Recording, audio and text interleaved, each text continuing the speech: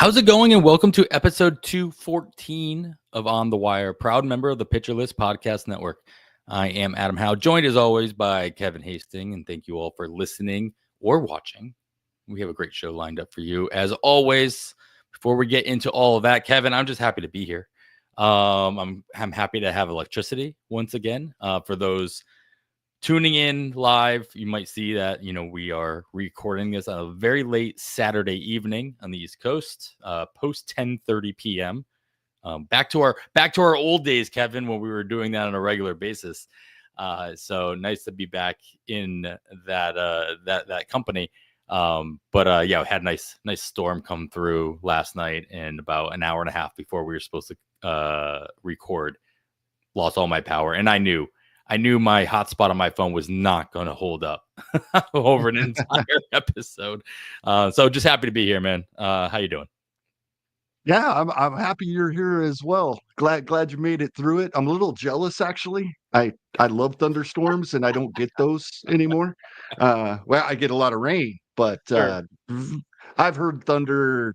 I can count the times on one hand that Oh, yeah. I've heard thunder in the 10 years I've been in Hawaii. So a little jealous of the storms, but yeah, it's back to being as up to date as possible for Right. the Sunday morning drop of the episode. I was hoping more stuff would have happened on Saturday. Yes, because the last several weeks Yes. there has been multiple things Yes. that have occurred on Saturday that affected what we said on Friday. And it's been like, well, it's a good thing we bring up multiple times Yeah. throughout the episode. We're recording on Friday night. And so exactly, I was thinking the same thing. And now it's been a pretty quiet. There's a lot of runs being scored on Saturday evening, Sure. but not a whole lot of news. No, I think we'll get to it obviously in the news section. There's one major injury that happened yesterday that wouldn't have come across the news desk officially until after we had done our recording. And that has to do with your Royals, and we'll get to that one in a little bit, unfortunately. But a lot of returns, but a lot of the stuff happened throughout the course of the week, and so we're gonna get to all that anyway. So let's jump right into it. First and foremost, this has been expected for a while. Spencer Strider already came back from his recovering from surgery, but then hurt his hamstring, went on the IL again, did his rehab. Looks like he's good to go. He's announced that he will return to the rotation at some point during the next week's series against the Mets. So that's either Monday, Tuesday, or Wednesday for Atlanta. And that the Atlanta organization will not be going to a 6-man rotation due to various off days and scheduling and what have you. So to make room, they've already optioned Bryce Elder down to the minors with options to utilize. I mean, that is got to be a sigh of relief to anybody who's like kind of holding on to Grant Holmes, and not only obviously Schoenbach wasn't going anywhere, but Smith Shawver as well as an option. What's your overall take on the Atlanta situation with Strider set to return? Yeah, with them already, that like you said, sending Bryce Elder down. I looks like they have to have Strider on Tuesday to me when I'm looking at things. So that's what I'm planning for. And I think anybody rostering Strider is going to go ahead and send him out there. You know, sometimes even with elite pitchers, we don't always do that. But he has been back recently, and then, like you said, Right. missed a little more time with the hamstring. So we have seen an outing from him at the major league level. So, yep, I would deploy him with confidence, I believe, this week. Yeah, it was got some different rumors from either beat writers or anybody following Atlanta, and didn't seem like Bryce Elder was the number one option to be optioned.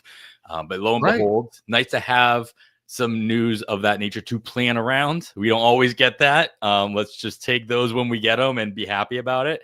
And then you can make those adjustments. Of course, Bryce Elder, even if, as Eddie says in the chat, he's been decent lately, not somebody I'm holding on to if he's, even in a 15-teamer if he's not actually on the roster. I can always grab him a little bit later if he ever gets called back up for in a pinch. Let's go. Let's stay in the Southeast here. Go down to the Rays. Earlier this week, Josh Lowe returned to the Rays lineup. And so, I mean, somebody has to lose out. So what have you seen as far as playing time and lineup construction with both Lowe and Lau back in the Rays lineup? Well, it's still kind of tough to see because we had Yandy Diaz on the restricted list for that Toronto series, and he's back in the DH spot. Josh Lowe DH'd his first game back on Thursday, but then has been in right field both Friday and Saturday, and that seems to coincide with Travis Jankowski going on the IL. So I think we're pretty set in Tampa, which is not what we can usually say about No. this lineup, but I think they've pretty much answered it for us here. Yeah, I was watching their game, or a little bit of their game earlier today, and Chandler Simpson had a little bit of a scare as he was. I know the guy's fast, but he was sent around third. They were already up 4-0. I think this was in like the 8th inning, and he was sent around third on a routine, like basically liner droop fly ball in front of the center fielder, and he wasn't running on contact. He was waiting to see if the ball would get caught. When he realized it wasn't going to get caught, then he ran to third.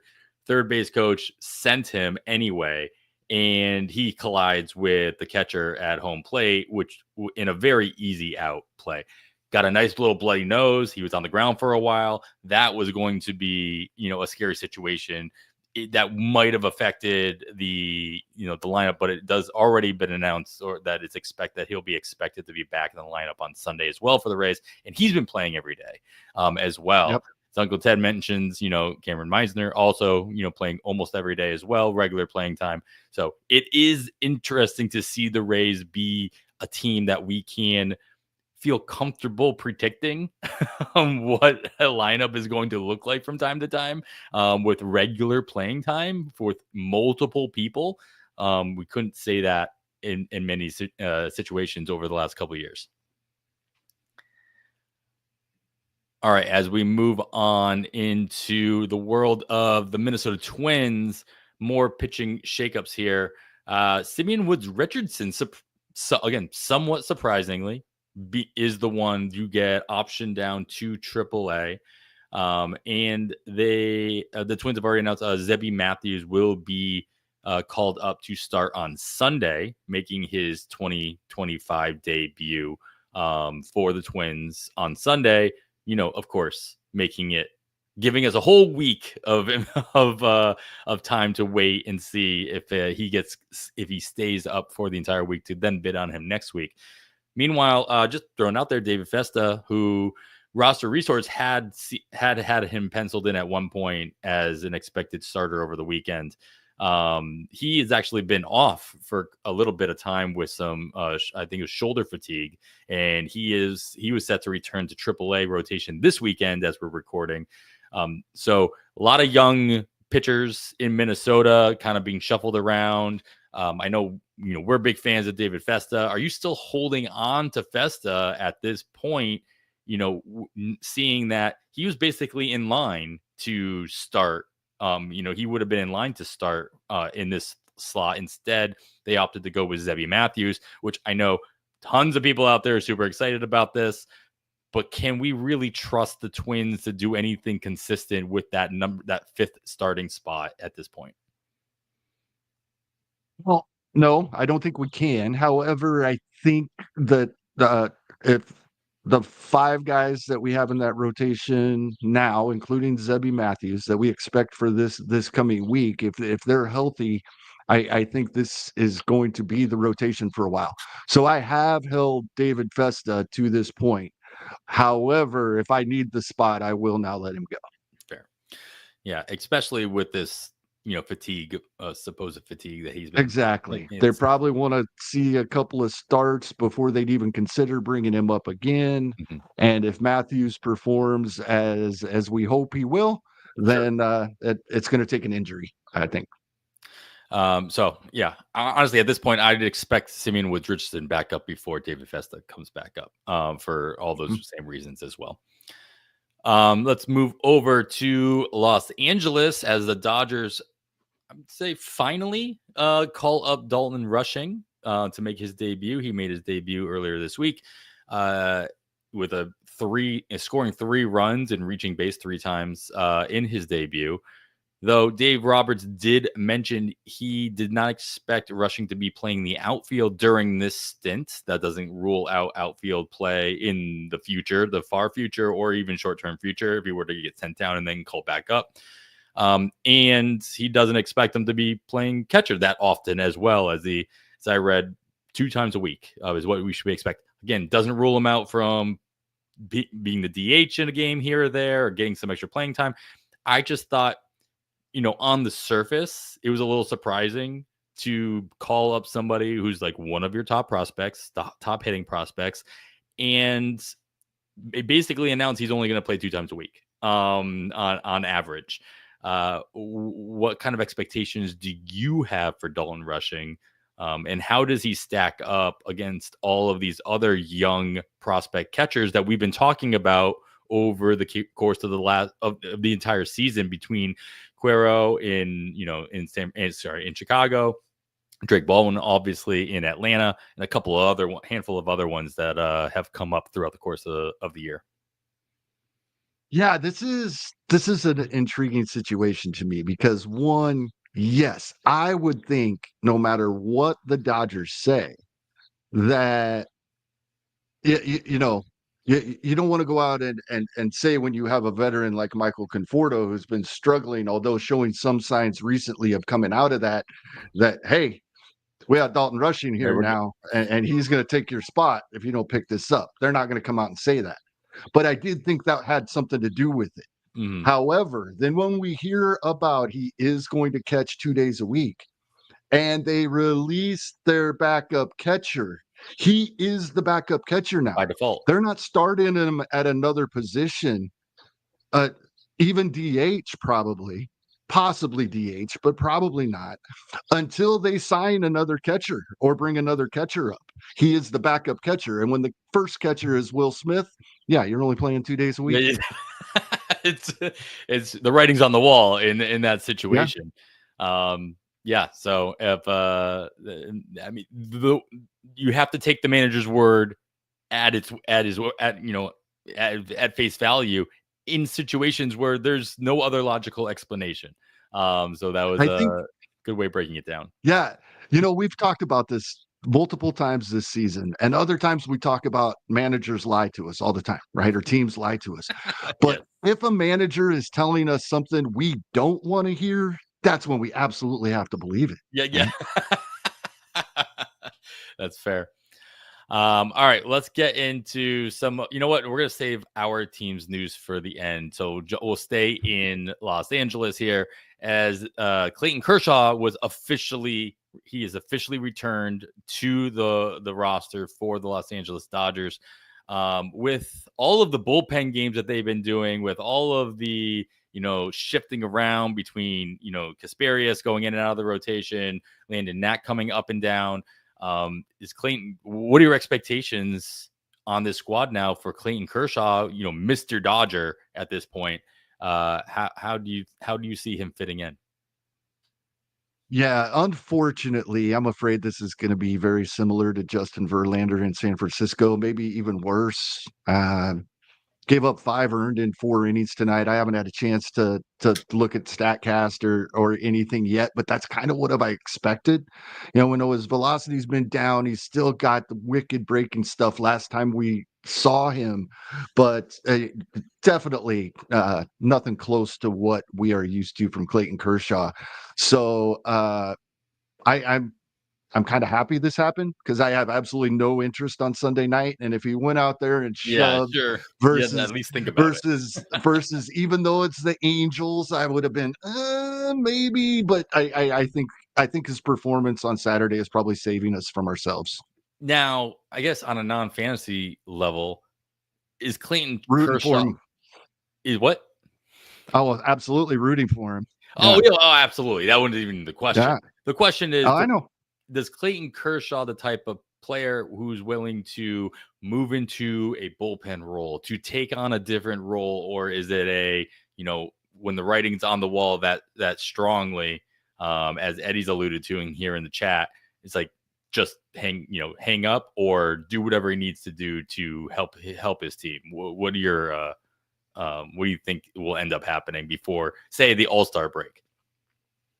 I don't know if it happens by the All-Star break, but absolutely, I think Clayton Kershaw is, in spite of all these guys are competitive and they think they can still do it. They think I, this next time out there, I got this. The competitiveness. But I think Kershaw is the type of guy that will step aside. It may not be a retirement. It may be my arm's fatigued again. Or We ghost got IL the stint, yeah, or something, yeah. yeah, we'll hit the IL and then just kind of not come back. He's not the type of pitcher I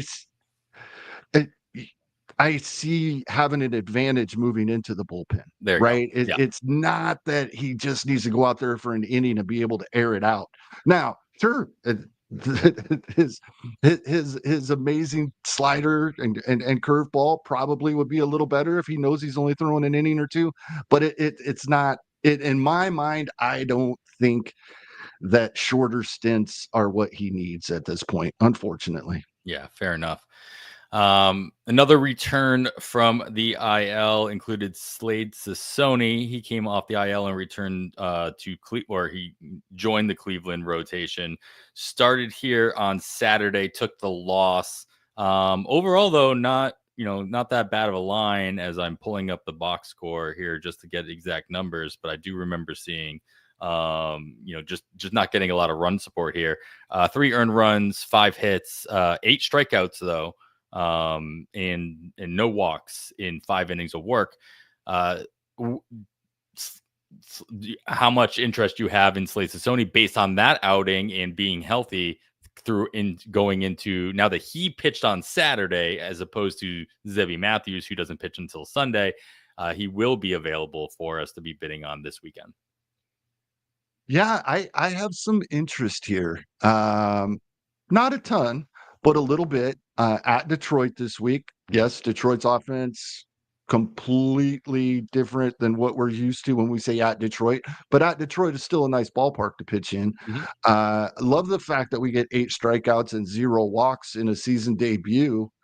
Yes, Cincinnati has been struggling this season so far, but to go out there and pound the strike zone in Great American Small Park, you must be feeling pretty good about yourself. So I think it's an all around nice debut in spite of the 5.4 ERA, what it would be for one outing. But yeah, I think the 8 strikeouts, 0 walks, and the fact that he'll be in Detroit next time out, I'm interested. Yeah, I mean, we talk about obviously, wanting to avoid Great America Small Park as general as a hitter friendly park, but you also have to have good hitters on the other Mhm. side of the ball to be afraid of.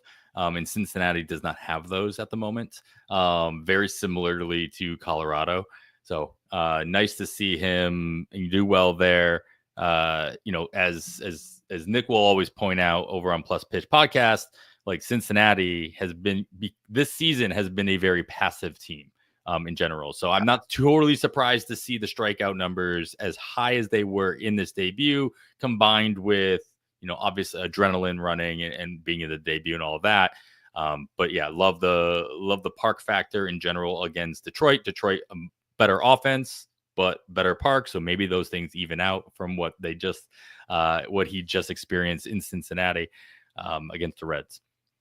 How Well, crazy would it have sounded to you, Adam, a couple of years ago if I told you, you know what, in 2025, we are going to stream opposing pitchers against the Reds in Cincinnati and against the Rockies in Denver? no, How crazy would that have sounded? crazier things have happened, I guess. But yeah, at the same time, too, like, I mean, the odds have got to be pretty low. Well, this one not only a season debut but an MLB debut in the long time in the making. Philadelphia has announced Mick Abel will make his MLB debut again on Sunday. So in the same line as Zebby Matthews, we won't be able to bid on him if you're interested. But it comes on the heels of Aaron Nola being sent to the IL after his little blow up of a start earlier this week as well. I mean, besides, you got to assume this is just like a 1-for-1 Mick Abel taking Aaron Nolan's spot in the rotation until further notice, or until he proves he doesn't deserve it.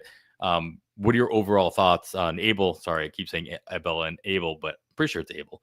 Overall thoughts on him, versus Zebby Matthews, whether or not it's a, which one stays in their respective rotations further. What do you expect to see out of Abel moving forward? And do you think it's going to be a bidding, like, are people going to have Matthews 1, Abel 2 on their waterfall bids next Sunday?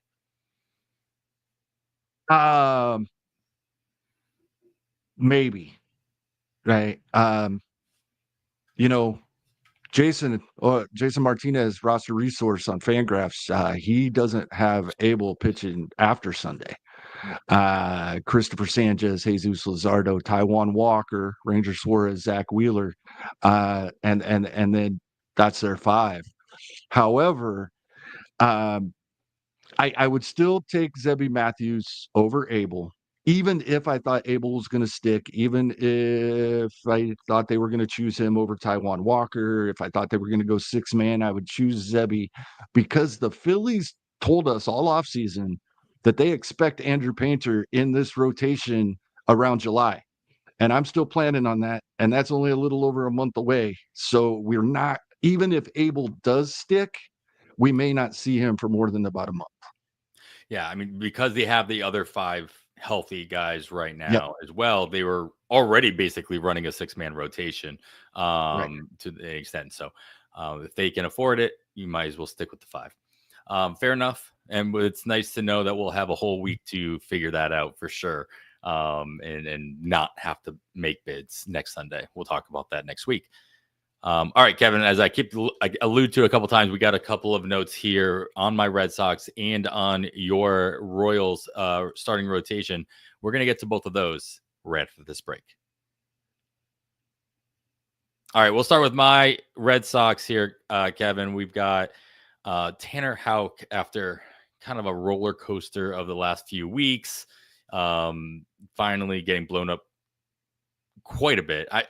I'm playing in my head-to-head league. I am currently winning ERA and WHIP with like a 5.6 ERA on my side, but I'm still winning it because the other team started off the week with Tanner Houck getting completely blown up. But he does officially get put on the IL with the right flexor pronate strain. Cooper Criswell returns to take his spot.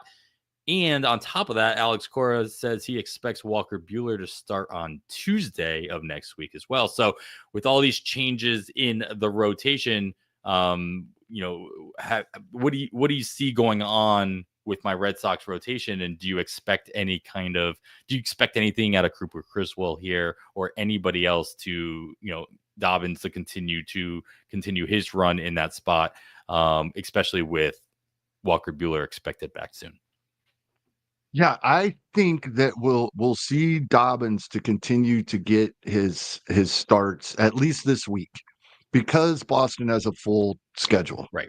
Right. And even though this means with Walker Buehler returning, they have a 6-man rotation. We just saw it with Houston. We've seen a couple other teams when they're going on these long stretches of games without a day off, they're going to a 6-man rotation. Shouldn't affect your starting pitch and how many games you play in a certain number of days. But it also does make sense to me for some reason. So I think that is what we'll see from your Red Sox, at least this week. Now, coming up forward, when we start seeing some off days, does Dobbins get bumped? Depends if everybody else stays healthy, number one, of course. But it's something we'll have to think about. But I think while they have this full schedule going on, it's probably this 6-man rotation. Yeah, of course, we saw the return of Lucas Giolito back as well. Brian Bellows been back for a little bit. And He so got blown up a little bit on Saturday as well, though, didn't he? he If I did, he I did, wanna but he say I didn't saw that earlier. he didn't really look that bad doing it. Okay, He that's had a good to lot know. he had a lot of things go right. Well, a lot of things go wrong. But he did it in the right way, or at least in the way you'd want to see him as he's making his way back in. So I'm confident in Giolito moving forward. He might not have a ton of smooth outings throughout the next couple of starts.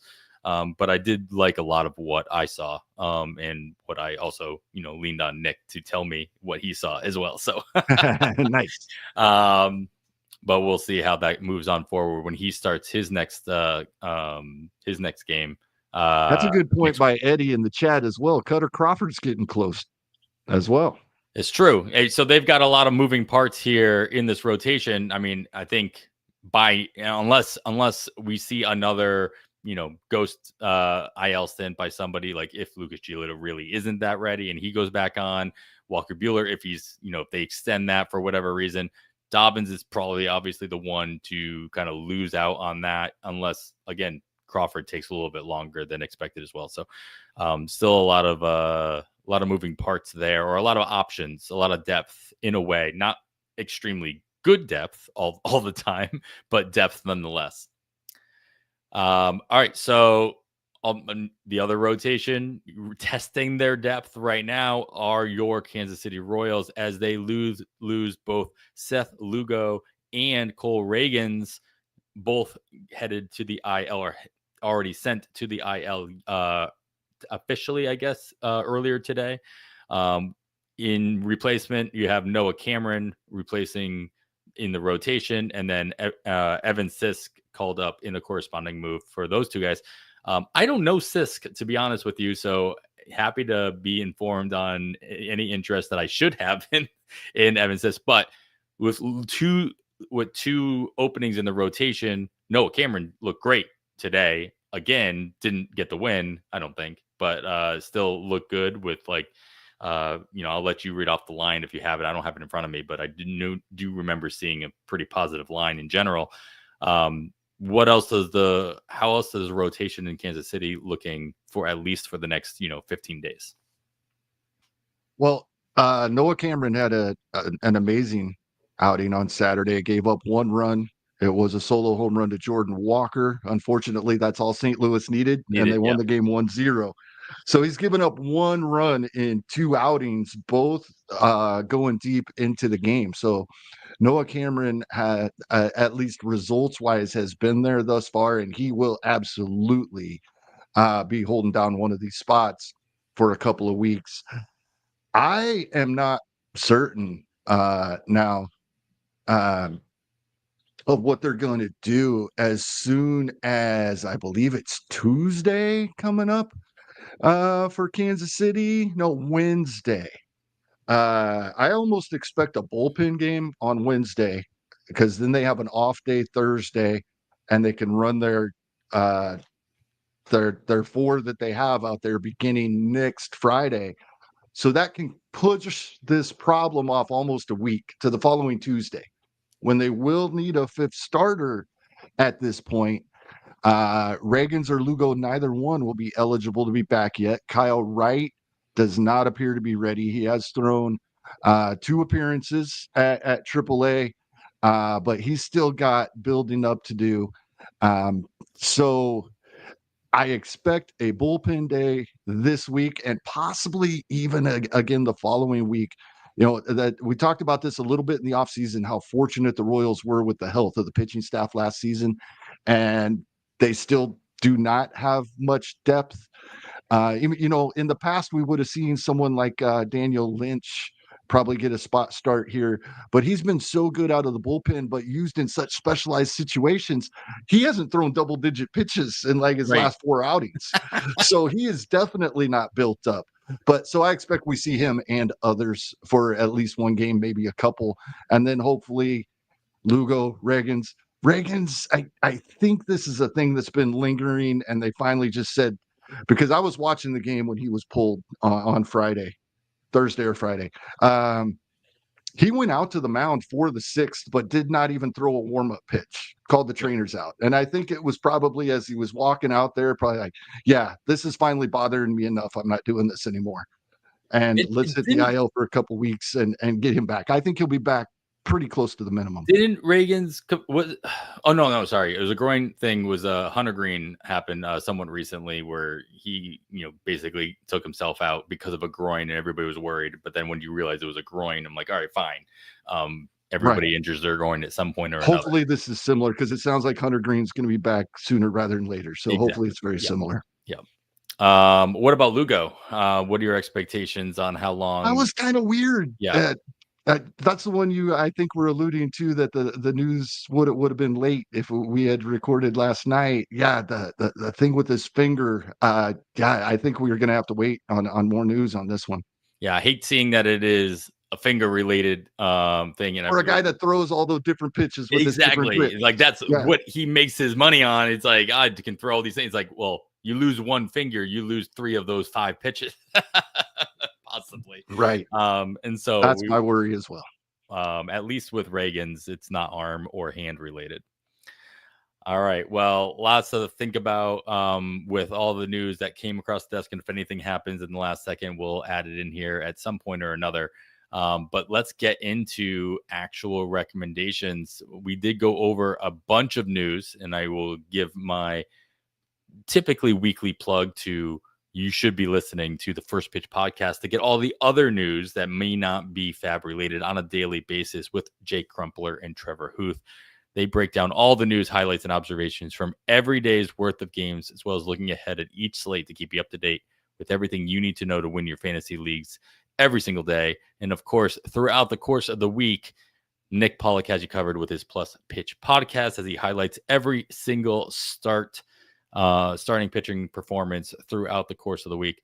So make sure you're listening to both of those. Wherever you're listening to this podcast, you'll be able to listen to those podcasts as well. But Kevin, let's get into our recommendations here, straight into it with, with our category by category, power, speed, opportunity to start us off with the hitting side of things. Power one is interesting because I saw one of your recommendations here go for, regularly in all of my leagues last week. And to see that his numbers are still as low as you have outlined on here. Talk to me about Brett Beatty and why, I guess, why is he still so, especially after the power output he put upon his return. I'm surprised, honestly, that we didn't talk about him more last week in general. Yeah. And I think part of it with Beatty is he hadn't done everything that he's done in the past week yet. Last Sunday. Sure. Evidently not enough for 12-team managers. Sure. He is up to 86% in the NFBC main event, 15-team leagues, but only 18% in the $350 online championships, the 12-team leagues. The most intriguing thing for me isn't that 4 of his 5 home runs came in the last week or so. It's that he's getting the playing time. Mm-hmm. And I don't think that's a coincidence, right? We see this quite often with younger players, or at least we feel like we do. We think, yeah, let them get in a groove and we'll start to see something. I don't know if that's what we're seeing out of Brett Beatty, but it's time for 12-team managers to take that chance, in my opinion. 6 straight starts versus right-handed pitching. Now, 2 of the 6 games the Mets play this week are versus lefties. Yeah. Hopefully that does a couple things. 1, keeps the price down a little bit. And 2, it gives us an opportunity when we should not probably put him in our lineups, but we should grab him and have him on our rosters to give it another week and see if we think this is real.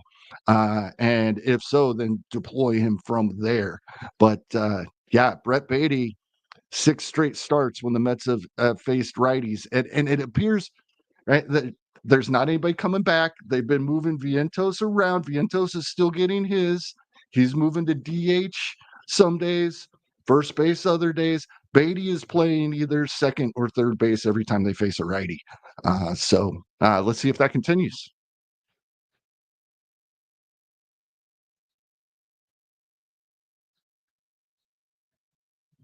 Looks like Adam has froze up on us a little bit. So I do have another power bat for this week. He actually has more availability in both 15s and 12s. But the 15s is what I was shooting for here. 51% rostered in main events. That's Rowdy Tellez. He has picked it up. We know how this goes with Rowdy. We know he's going to be streaky. But when he has faced every righty that Seattle has faced over the past month, maybe all season. And 6 out of 7 games this week, Seattle is set to face a right-handed starter. So far this month, the month of May, Rowdy Tellez has 10 starts and is pinch hit in every game he didn't start. So he's got 3 home runs and 9 RBI and 37 plate appearances, and he's hitting 250 over that stretch for the month of May. This is when Rowdy's going good, and with all the right-handed pitchers coming up this week, I don't expect him to slow down. So Rowdy Tellez available in half of 15s and 98% of 12s. Much better option for power this week. Above Brett Beatty. I like Brett Beatty. I want to see what he can do. I'm going to put bids in, but he probably will not be in my lineups this week. With just facing 2 right-handed pitchers for the first half of the week and 2 then over the weekend in NFBC formats. But this is the week to grab him. 1, he won't be available next week. 2, in the few leagues that he is, it'll be much more expensive if they have a bunch of games versus righties coming up. In speed. Now, speed, last week I didn't have much for anybody in power. This week I don't have much in speed, especially in the 15-team leagues. Harrison Bader has been running this season a little bit efficiently, let's say that. And Minnesota has a nice week coming up for him, and he's available in 12s. 84% of online championships, he is available, but he is 97% rostered in the 15s. It's a little early in the year.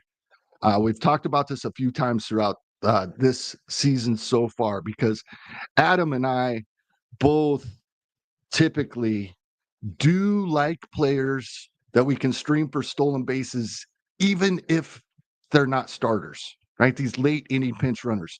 That's hard to do on a weekly basis.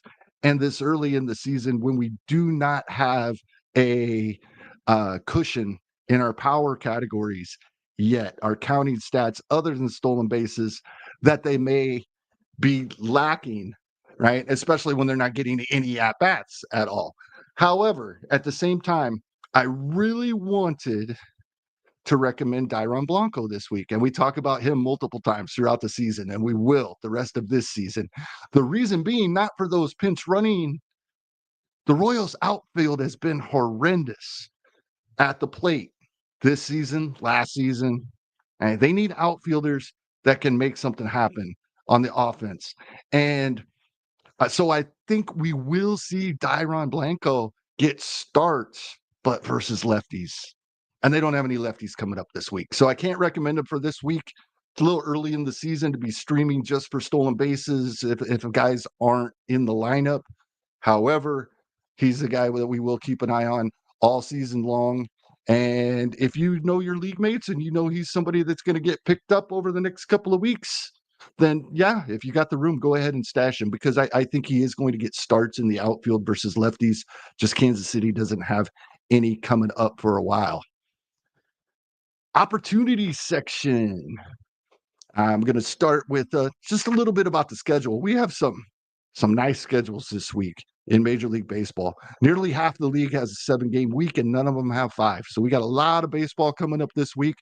Baltimore, Boston, Cleveland, Detroit, the Athletics, Houston, Los Angeles Angels of Anaheim, Seattle, Philadelphia, Milwaukee, Pittsburgh, and Colorado all have 7-game weeks. Once again, nobody has 5. Coors Field, 7 home games.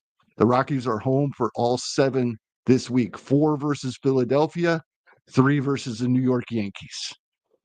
One other note on Colorado, they face 5 lefties this week. So they're at home at Coors all week, and they are set to face 5 lefties.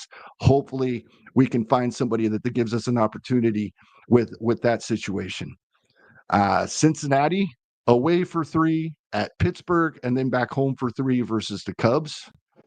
And then Tampa Bay is back home for all 6 games they play this week, 3 versus Houston, 3 versus Toronto, and the Athletics are back home for 7, 4 versus the Angels and 3 versus Philadelphia.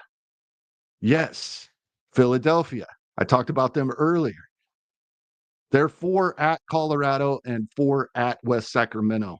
It's a great week for Philadelphia bats. Unfortunately, there's not many of interest that have availability, but guys like Emmanuel Sosa, if the pitching matchups work out and he's going to get the starts, just anybody on Philadelphia, they are playing in nice ballparks this week. The one guy I did find in Colorado is Tyler Freeman.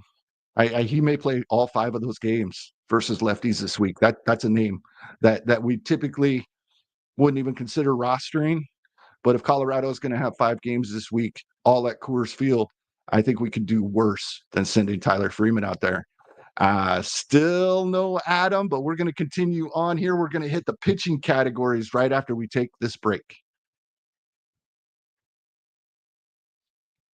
Welcome back. This is On the Wire, episode 214. I am Kevin Hastings. Adam having some technical difficulties. We're going to cruise right along here. We got wins and Ks this week. I did something interesting. I looked at who Roster Resource had as a projected starters for every game this upcoming week. So I listed every one of those pitchers and then looked at their availability in 15-team NFBC main events. That's 57 leagues for those that may not know. And over 2/3 of players are 90% rostered or higher. So we don't have we literally don't have a lot of choices. Although we did find some for this week, both 15s and 12s. Wims and Ks here. I'm going to leave this guy to last because just in case Adam makes it back, I want to leave him for last because it started to allude to him earlier in the show, but I want to wait and see if Adam makes it back before we get to him. So I'm going to go with Will Warren. 100% rostered in main events, but only 61% rostered in 12s. And he gets versus Texas and at Colorado, that streaming at Coors Field we talked about a little earlier. Texas and Colorado are 20th and 29th respectively versus right-handed pitching, according to WRC Plus during the month of May. So, Adam, welcome back. Here I am. I don't have to lose power in order to get booted off my own show. So once again, awesome. well done, moving things along.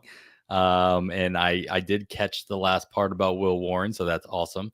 And I skipped the first guy because I alluded to him earlier, yeah. so I was saving him for last, just hoping that you make it back. So we will get to him.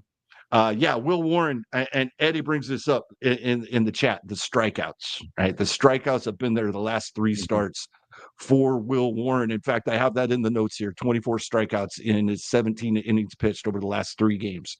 That is great. Another New York Yankee, Ryan Yarbrough. He went 5 in this last outing, and he's at Colorado. So, yeah, Adam, not only are we streaming pitchers at Colorado, it's Ryan Yarbrough. Right. I'm all about it. All he's got to do is get 5, and we have to expect he's getting that win, right? Noah Cameron, we talked a little bit about, in spite of his 1 start a couple weeks ago, 0% rostered because that was a spot start, and we didn't expect to see him again until another injury came about. and we talked about how well he has performed in his 2 starts. We talked about Zebby Matthews. This is a good one, I think. Hayden Bursong. I saw some things on Blue Sky today about Hayden Bursong or Jordan Hicks was stretching with the relievers, and Hayden Birdsong was not. And we've kind of seen the writing on the wall anyway here. Oh man. So if and I think there's a really good chance we're seeing this move made right now that Birdsong is taking Hicks's spot in the rotation. If that's the case, Hicks is up versus Kansas City this week, and then next week gets at Detroit and at Miami. Hayden Birdsong, in spite of being in the bullpen, is 84% rostered in 15s, only 47% in 12s. Anybody that believes in that post that I just talked about should be trying to add him and hope that he is available in their particular leagues. I like the entire Milwaukee Brewers rotation this week. They all have varying availability. Other than Freddie Peralta, he's not available anywhere. But everybody else has some availability out there. They're versus Baltimore and at Pittsburgh this week. All of their starters are right-handed starters. Baltimore and Pittsburgh, 19th and 28th, respectively, via WRC Plus in the month of May versus righties. Andrew Heaney, he gets Cincinnati. We talked about how bad Cincinnati has been. He's available in almost half with 12s, and usually with a number that high, I was expecting 100% rostership in the main event, but only 90. So always check, like you like to say, Adam. Mm-hmm. And now I'm going to go back to the first guy I had listed because I intentionally didn't bring his name up earlier when we were talking. Zebby Matthews, David Festa, right? Chris Paddock, I had noticed, was performing much better, I think this is one of those situations where because of a couple of starts, and yes, a couple, I assumed that was continuing, right? And Ryan Bloomfield has brought this up for a couple of weeks, and then this week he posted that, Chris Paddock gave up 9 earned runs in his first start of the season. He's given up 12 combined in his next 8. That's really, really good. I didn't realize he'd been that good. I had taken note that Chris Paddock is much better, and I'm not the only one. If somebody has given up 12 earned runs in 8 consecutive starts, they're not available in over 20% of main event leagues. But he is, because people aren't noticing. Because he was so bad. And I said for a couple of starts, because even though he didn't give up the runs in his second start, he had like 1 or 2 strikeouts was all. So we were like, oh yeah, no Chris Paddock. He's not even striking anybody out. But he gets Cleveland, and then next week at Tampa and at Seattle. Cleveland's mid-pack, and both Tampa and Seattle are bottom third in the league versus righties during the month of May. So Chris Paddock should be able to continue the good work he's been doing pretty much ever since the calendar turned to April. And we just haven't taken notice because he was so bad for a start plus, I'll say, because that second start, like I said, results were okay. There just weren't any strikeouts. Mm-hmm. Yeah, just going back to the whole Birdsong thing. Yeah, that schedule alone, obviously going to. I mean, Jason already has him as the number 5 starter in roster resource, so he's already expecting that move to be made. And to respond to Eddie, as far as who could be up next, he's alluded that Carson Weisenhut maybe could be an option down the line. Just keep in mind, Weisenhut's not on the 40-man roster currently, so there are a couple other options that they do have that could, at least come in for spot starts or to make as consideration.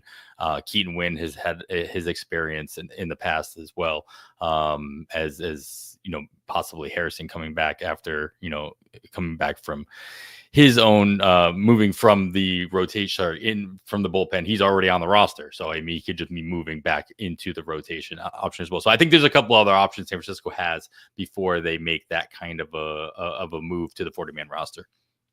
I agree. Excellent. There we go. So let's get into some options on the ratio side then, Kevin. I'm glad that you spent so much time on Chris Paddock and focus, because I already we're going live here on YouTube. And then when that ends up showing up on YouTube, Josh Berry, shout out to Josh Berry, who puts together our graphics, our overlays that you see is on here as well. But he also puts together a really quick like thumbnail image. He always asks me for 3 names that we're going to talk about. And I threw out, we were going to talk about Brett Beatty. We were going to talk about Tyler Freeman, that I'm sure you talked about while I wasn't around. Yes. And then I mentioned the only picture I gave him was Chris Paddock, and so he should be front and center on that image as well. So ratios though. What other options do we have going now? This is nice too, because we're going into Sunday. We know what the usage is on Saturday, so you can kind of fine tune that a little bit more. As we always say, like, if you're going to make a dent on ratios, you want to make sure you're in line to get as many innings as possible out of those ratio pitchers. So who might you be looking at in that rotation this week? Yeah, the name I want to highlight this week, and as has become my usual, I'm going to quote Pitcher List Rick Graham and his weekly holds article that comes out on each Thursday. Louis Varland, right, has earned a setup role in the Twins bullpen, and more importantly, the stuff is backing up the results. Sitting at 98-1, now that he is working in short stints, he's been able to hold down a 24.4% K minus walk and 2.11 xFIP, with also positive stuff plus numbers and PLV numbers. So I'm all about Louis Varland going forward, adding him to my waterfalls each week when I'm looking for guys like this that can help our ratios. Love that he's in high leverage situations, getting holds. That means we can snag the win or the save possibly from time to time. But yeah, definitely adding Louis Varland to my list. Yeah, And I believe Rick moved him up like 9 spots to just outside the top 10 of his holds list. Okay, there we go. Louis Varland, of course, darling of a lot of my drafts last year. Obviously, Right. didn't work out the way we were all, or some of us were expecting or hoping. But he really seems to have taken to this transition into a high leverage bullpen situation. Not expecting saves out of him with the likes of Griffin Jackson, Jarren Duran, as Jan Duran, excuse me, there. But you don't need that for what we're talking about right now. You just need to know that they're going to be put into difficult situations. Holds are great. If you're being put into hold situations, it's because you're keeping your ratios in check. So you can take advantage of, even though we're not playing in a hold league, where playing in a league where holds still dictate, they're not quite a 1-to-1, but they still dictate whether or not you probably are going to be able to put up straight, 0 ratios in most situations. So good call out there. But we do need saves, Kevin. And so what saves opportunities are you either stashing or looking at a transition to be imminent that you might be pulling in if they're available? Yeah, I think most of we had quite a bit going on with the back end of bullpens over the last couple of weeks. We've talked about several teams. Some of those we think are straightened out. Some of them probably still up in the air, but a new situation due to poor performance in spite of getting saves on Thursday and Friday of this week. We've seen a big drop in velocity from Raisel Iglesias, and there's some people worried that there could be issues coming. And he hadn't been very good up until the end of this week either. And Pierce Johnson has made his way into the setup role for Atlanta and appears to be next in line. There's been several times over the past few seasons where we thought Pierce Johnson might get this chance. So he's a well-known name for this category. or actually it would be the previous category. But that's what's great about him. He's still good in those as a ratios guy for us, even if he doesn't get the saves. But if you're in a tight spot and still specking for saves, I'd look at Pierce Johnson. He's available almost everywhere. Yeah. I have to look at the box score myself, but shout out to Eddie. If true, Pierce Johnson did give a blown save today as well. So we'll see how that kind of irons itself out over the course of time. He's not the closer though. Like we know he's not the closer right now, but just knowing that Atlanta is willing to move him up and move him into that situation, and given that opportunity, at least puts him on your radar. All right, great. Well, this is my favorite part, and the name that you have on here, I'm not going to spoil anything. I'll let you talk about it. I said it before we started recording. I'm like, this is interesting because he doesn't fit the mold of the kind of player we typically talk about in the wild card section. So talk to me about who might be your wild card bid here for whatever reason. Yeah, there was a lot of intriguing things here, and that's why you brought it up before the show. And one of the crazy things is how close the rostership is in 15 and 12 team leagues, but it's not anywhere close to 100 or 0. Yep. Right? I'm talking about Noelve Marte. 60% rostered, still in 15 team main events, which makes sense to me. More difficult to replace. We did know it probably would not be a minimum IL stint. We do have questions with it being an oblique injury, but we thought we would see him soon enough that I can see 15 team managers trying to hold him. 12 team managers, I would have expected to turn him loose right away. But they haven't. He's 58% rostered there still as well. But available in 40% of 15s, 42% of 12s on the NFBC. And the minimum IL stint is up. We did not expect him to be back right away. And we don't have any new news.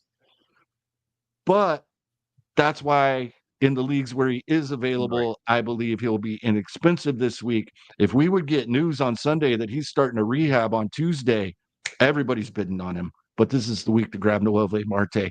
And I've said, a couple of times already this season, I'm really not stashing anybody. Mm-hmm. But if I only think it's 1 or 2 weeks, that makes it a lot easier. Sure. I mean, in 1 or 2 weeks, I wouldn't even call that a stash technically. I'm like, right. I mean, not traditionally speaking. When you hear stash, I'm That's like, being ahead of the saving money, being ahead. You're just trying to be a week ahead and save some cash, ultimately. And so hopefully you are early enough where you can actually save the money, and other people in your league aren't thinking the exact same thing. Then you start getting in your own head. You're like, oh, well, what if everybody else is thinking the same thing? Now I need to up my bid. And then what's the point of actually getting a week early? I'm not actually saving any money. And it's a whole thing. I like Uncle Ted brought up a name that I considered probably in the opportunity section. Will Benson has been amazing, but Jake Fraley is coming back this week and will take some, if not all of that playing time right back from Will Benson.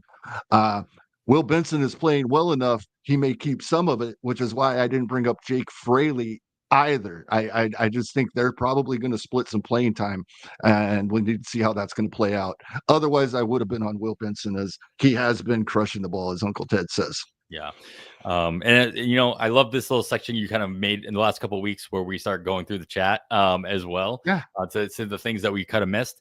Uncle Ted also throwing out Luis May, and he's thrown him out a couple times in the last couple of weeks.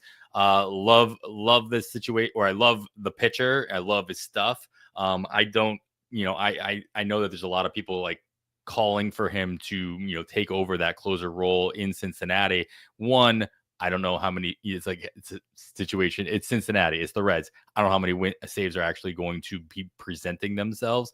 And I don't think Francona is going to make that kind of a switch to somebody that young, unless there's a really drastic reason to do so as well. So I love that for a longer play, but probably not anything imminent personally.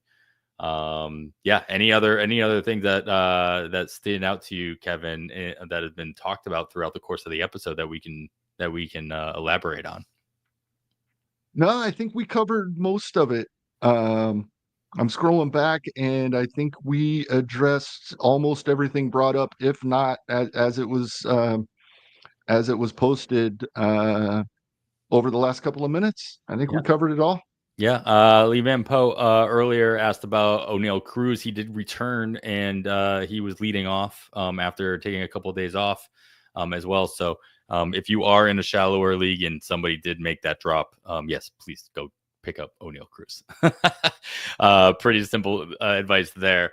And yeah, and Eddie, just to clarify, yeah, we play in both 12s and 15s across the board. That's why we always reference, the different rostership percentages on the players that we're talking about, whether they're the OCs for 12 teamers, for the main event for the 15 teamers. So good mix and match of different ways of playing for sure. All right. Well, Kevin, with all that in mind, anything else, leave us out with something, we can take home with us as we move closer and closer to the All-Star break. We're only about a month and a half away from that, as we get another holiday coming up next weekend. So I know we'll talk about that next weekend, be on top of it. But any other advice you have for everybody to hold their hat on? Yeah, I'm gonna expand on a little bit of the Chris Paddock conversation we had earlier. We talk about this every season, multiple times throughout the season. Typically, not really early in the season because we haven't had time to develop our this season's biases. But don't forget to check on how players are actually performing, not just have a scenario in your head of how you think things are going. And Chris Paddock is a perfect example, or he wouldn't be available right now in 15 team leagues. So yeah, it's a little time consuming, but just a quick make sure the guys that you are setting and forgetting are still doing what you think they are. Double check. I referenced a lot this evening, especially when I was talking about pitching matchups. I referenced how teams as a whole have been performing versus right-handed and left-handed pitching over the past, in this case, about 2.5 weeks, because I did the 1st of May. So just make sure things haven't shifted on you and you haven't realized it.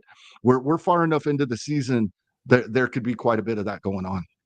Yeah, I mean, the biases can creep up in you at any point during the course of the year. And I know I didn't give Chris Paddock much thought. Never mind, for consideration. And so, yeah, that's a great call out there in general. And you know what? That bias we keep talking about with whole Colorado and Cincinnati hitters, that can change on a dime as well, especially as the 100%. weather warms up in Colorado. At the very least, that'll start playing a bigger role. So, just because we keep talking about it every week in, week out, we want to make sure we're on top of that so that we're not, giving out that same kind of advice just based on what we've seen in the first month of the season as well. Yeah, and I don't have numbers for this, but it sure seems to me that as the calendar turns to June and definitely July, the wind blows out at Wrigley a lot more often than it does early in the season. There you go. Less friendly for the other half. Yeah. All right. Well, with that, all of that, that's going to close it up for episode 214 of On the Wire. I am Adam Howe on behalf of Kevin Hastings. Thanks for listening, and we bid you goodbye.